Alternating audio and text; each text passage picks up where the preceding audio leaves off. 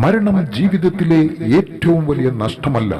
നമ്മൾ ജീവിച്ചിരിക്കുമ്പോൾ തന്നെ നമ്മുടെ ആഗ്രഹങ്ങളും ലക്ഷ്യങ്ങളും മരിക്കുന്നതാണ് ഏറ്റവും വലിയ നഷ്ടം.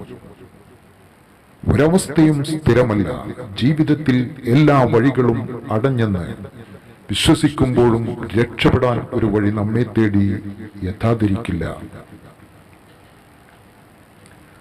മറ്റുള്ളവരോട് നമ്മൾ ക്ഷമിക്കുന്നു എന്നതിനർത്ഥം അവരാണ് ശരി എന്നല്ല, നമ്മൾ അവരോട് നമുക്ക് വേണ്ടി ക്ഷമിക്കുന്നു എന്നാണ്. നമ്മൾ ക്ഷമാശീലരായാൽ ജീവിതം സുഖകരമായി മുന്നോട്ടു പോകും.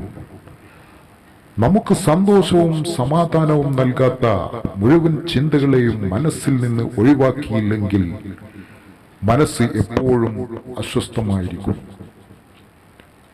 ആരിൽ നിന്നും എപ്പോൾ വേണമെങ്കിലും ഉപദേശങ്ങൾ സ്വീകരിക്കാം, പക്ഷേ അവസാന തീരുമാനം നമ്മുടേതായിരിക്കണം.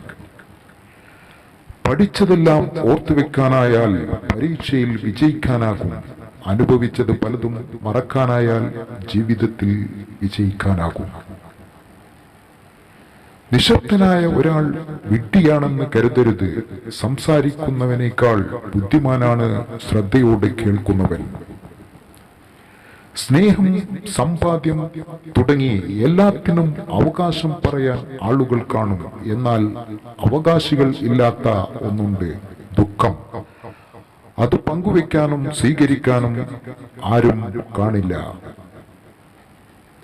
നിങ്ങൾ ചെയ്യുന്ന ശാരീരികമോ മാനസികമോ ആയ എല്ലാ കാര്യങ്ങളിലും നിങ്ങൾ എപ്പോഴും പരിധി നിർണയിക്കുന്നുണ്ടെങ്കിൽ അത് നിങ്ങളുടെ ജീവിതത്തിലേക്കും വ്യാപിക്കും.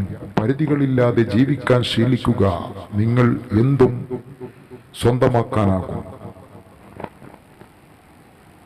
നിങ്ങൾ സ്നേഹിക്കുന്ന വ്യക്തിക്ക് നിങ്ങളെ തിരിച്ചും ഇഷ്ടമുണ്ടോ എന്നറിയാൻ അവർ നിങ്ങളോട് പെരുമാറുന്ന രീതി ശ്രദ്ധിച്ചാൽ മാത്രം മതി. തുഴയാനുള്ള പേടി മാറ്റാതെ തോണി മാത്രം മാറ്റിയിട്ട് യാതൊരു കാര്യവുമില്ല. കാത്തിരുന്ന് ലഭിക്കേണ്ടതല്ല അവസരങ്ങൾ, അത് നമ്മൾ അന്വേഷിച്ച് കണ്ടെത്തേണ്ടതാണ്. ഒരവസ്ഥയും സ്ഥിരമല്ല. ജീവിതത്തിൽ എല്ലാ വഴികളും അടഞ്ഞെന്ന് വിശ്വസിക്കുമ്പോഴും രക്ഷപ്പെടാൻ ഒരു വഴി നമ്മെ തേടി എത്താതിരിക്കില്ല. നിങ്ങളെ ആത്മാർത്ഥമായി സ്നേഹിക്കുന്ന സ്ത്രീ പലപ്പോഴും ദേഷ്യപ്പെടും, പക്ഷേ അവർ ഒരിക്കലും നിങ്ങളെ ഉപേക്ഷിക്കില്ല. എത്ര വലിയ പ്രതികൂല സാഹചര്യത്തിൽ ആണെങ്കിലും ഒരിക്കലും മടുത്തു പിന്മാറരുത്. ജീവിതം ഒരു പോർക്കളവും നമ്മൾ അതിലെ പോരാളികളുമാണ്.